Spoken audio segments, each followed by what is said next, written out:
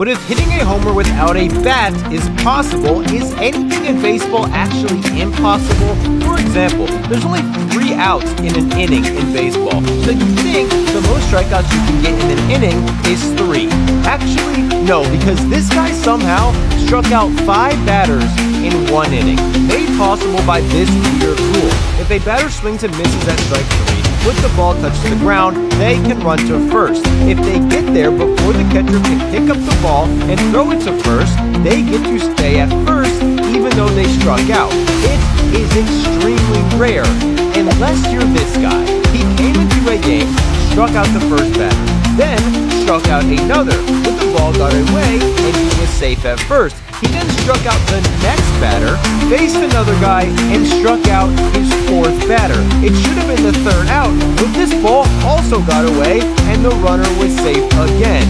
He then immediately struck out another batter. He ended up giving up a run and lost his team the lead, while also having arguably the most dominant inning of all time, tying the record with 5 strikeouts in 1 inning. It's only happened 4 times in minor league baseball history, but never once in MLB, making it one of the rarest events in baseball. According to Jay Kuda, it's more rare than a player hitting 2 grand slams in 1 inning. That's happened once. Rarer than striking out 20 batters in a game. That's happened 5 times.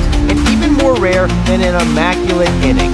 That's when a pitcher strikes out all 3 batters in 9 pitches, striking out each batter with only 3 pitches. It's the most dominant inning possible and is 4 times more rare than a perfect game. And the Astros somehow did it twice in 1 game. First, Luis Garcia did it in the 2nd inning, striking out 3 batters in 9 pitches. The odds of doing this once is 1 in 40,000. The odds of doing it twice in 1 game is 1 in 1.6 billion. And Phil Maton not only came into the game in the 7th and got another immaculate inning, he did it against the exact same 3 batters that Garcia did it against just 5 innings later. The odds of this happening are astronomical, higher than 1 in 1.6 billion, and probably not even possible to calculate. But it's not the rarest play in baseball, because even though an immaculate inning is rarer than a perfect game, it's not as rare as blowing a perfect game when you only need 1 more out to get it. This is one of the rarest and saddest things that happens in the sport. There's only been 24 perfect games in history. It's the pinnacle of achievement for a pitcher. Getting one puts you in the history books forever. But there's been 14 times a pitcher needed just 1 more out to get one, then blew it on the very last batter. This guy did something even more heartbreaking.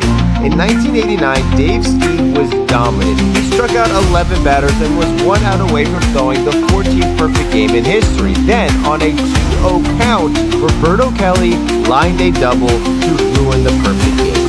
And it gets way worse, because just a year prior, Steve was going for his first ever no-hitter. He only needed 3 more outs, retired the first 2 batters, then got 2 strikes on Julio Franco, who hit a routine ground ball to second base. And it randomly took the worst hop you could ever see on a baseball field. If this ball doesn't take the worst time bat hop in history, Steve would have a no-hitter. Instead, he got nothing.